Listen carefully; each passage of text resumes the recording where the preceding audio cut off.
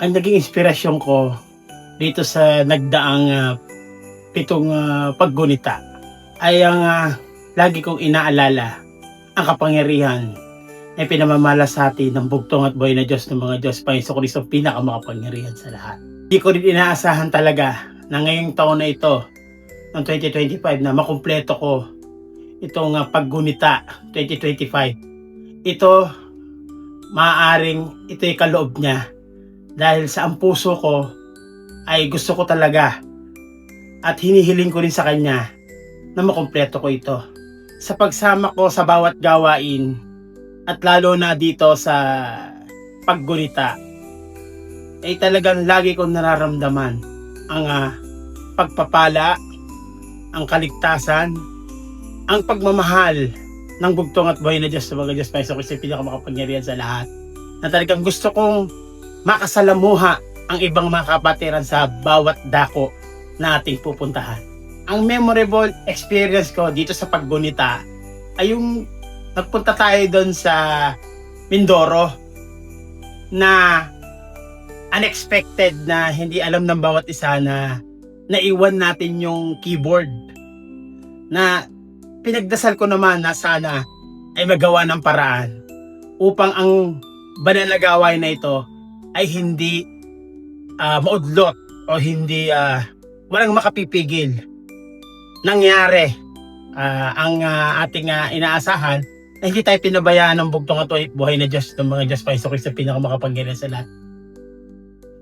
Para sa akin, ang pagpapatawad ay napakahalaga sapagkat ito ay isa sa kautusan ng bugtong at buhay na Diyos ng mga Diyos, Panginoon Kristo, pinakamakapangyarihan sa lahat, na dapat patawarin natin ang mga nagkasala sa atin. Kung ang bugtong at buhay na Diyos nga ay nagpapatawad, tayo pa kaya? Ang labis kong pinasasalamatan sa bugtong at buhay na Diyos ng mga Diyos, Panginoon Kristo, pinakamakapangyarihan sa lahat, ay yung mga nais ko ay natutupad. Ang aking kahilingan ay ang magkaisa ang bawat isa sa iisang pananampalataya at sa isang pag-ibig para sa bugtong at buhay na Diyos sa mga Diyos, Panginoon Kristo, pinakamakapangyarihan sa lahat. At sana ang aking panalangin din ay yung mga ibang ating mga minamahal na kapatid ay sana ay magbalik na dito sa katotohanan. Kumbaga, hindi namin pinapangunahan. Kumbaga, lagi namin dinadalangin sa bugtong at buhay na Diyos sa mga Diyos, Panginoon Kristo, lahat na pangunahan niya kami na makapunta sa mga gawain. Kaya hawa ng bugtong at buhay na Diyos, Panginoon Kristo, mga pasat, nakukumpleto namin yung pitong paggunita. Isa mang buraw, kasi first time kong nakaranas din ng ganung biyahe, na nakaranas ng mga ganung klaseng daan na hindi alintana yung kung anong mangyayari, dahil alam natin kasama natin yung bugtong at buhay na Diyos sa mga Diyos, Panginoon Kristo, mga pangyarihan sa lahat.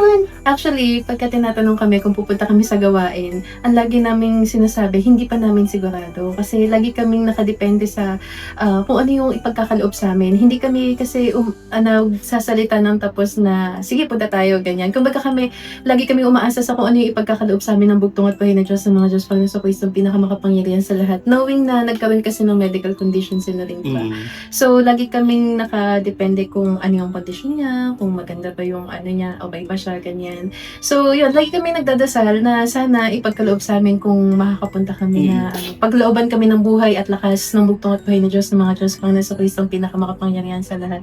Sa pitong bugso, yung natutunan talaga namin, yung paglilingkod natin sa bugtong at buhay na Diyos ng mga Diyos, Panginoon Kristo, pinakamakapangyarihan sa lahat, laging may kaakibat na sakripisyo.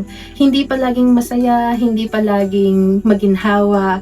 Lahat ng paghihirap natin, lahat ng sakripisyo natin na mararanasan, the more na nahihirapan ka, the more na nararamdaman mo na masaya ka, lumalakas ka. The more na napapagod ka, yun, nararamdaman mo yung pinagkakaloob sa'yo na kapangyarihan ng bugtong at buhay na Diyos sa mga Diyos, Panginoon Kristo, sa pamamagitan ng kalakasan ng katawan, ganyan. Tapos, the more na nagbibigay ka, the more na pinagpapala ka ng bugtong at buhay na Diyos ng mga Diyos, Panginoon sa Kristo na pinakamakapangyarihan sa lahat. Lalo na kung yung puso at damdamin mo nakasentro ka talaga sa paglilingkod sa bugtong at buhay na Diyos ng mga Diyos, Panginoon sa Kristo na pinakamakapangyarihan sa lahat. Driver ako kasi nagda-drive ng sasakyan eh. Kumbaga, hindi ako umaasa sa sarili ko. Kumbaga, lahat ng gagawin ko, lalo sa pagmamaneho, lagi kong tinatawag yung bugtong at buhay na Diyos sa mga Diyos, Panginoon sa Kristo mga pasyalan. Alam niyo po, hindi sa kaalaman ng marami. Bago dumating yung paggunita, wala naman ako nararamdaman, pero nagpa-check ako ng dugo. Paglabas ng result, ang lahat mataas. Cholesterol, uric, at yung iba pa hindi ko na matandaan. Kumbaga meron niyang pumipigil sa akin na wag na daw magmaneho ng malayo kasi baka daw may mangyari sa akin. Pero magpahanggang sa mga oras na ito, hawa ng bugtong at buhay ng Diyos, Panginoon sa Kristo mga sa lahat, wala akong naramdaman na hindi mabuti. Dahil lahat ng ginawa ko na pagsakripisyo na yon, hindi para sa tao, kundi sa paglilingkod sa bugtong at buhay ng Diyos sa mga Diyos, Panginoon sa Kristo mga sa lahat. Kaya yun yung natutunan ko. Kumbaga lahat ng bagay, pagkatiwala natin sa Kanya. Huwag tayong mananangan sa sarili nating kalakasan, karunungan. Yun.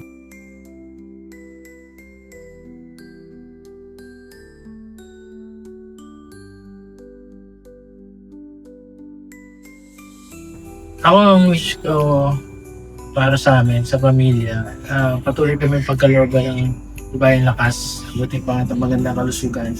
Para doon sa layunin pa rin siyempre namin na paglingkod. Yun naman ang aming laging inihiling na patuloy kami makapaglingkod sa bugtong at buhay sa mga Diyos, Panginoon sa Kristo mga pasyalan. Simula nung nakilala namin siya, yun ang hangad namin.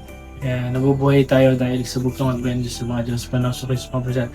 Kahit ang dalangin namin din na dalawa na sila, sana ipagkaloob pa rin yung kakayahan na kahit malayo, kahit saan ipagkaloob na malayong gawain, makasama pa rin kompleto pa rin kami. Makasama kami pare-pares maglilingkod sa bugtong at buhay sa mga Diyos, Panginoon sa Kristo mga pangyarihan. Happy Christmas reunion and Happy New Year to all! Merry Christmas and a Happy New Year to all at sa lahat ng mga back to Christ sa buong Pilipinas at sa buong mundo.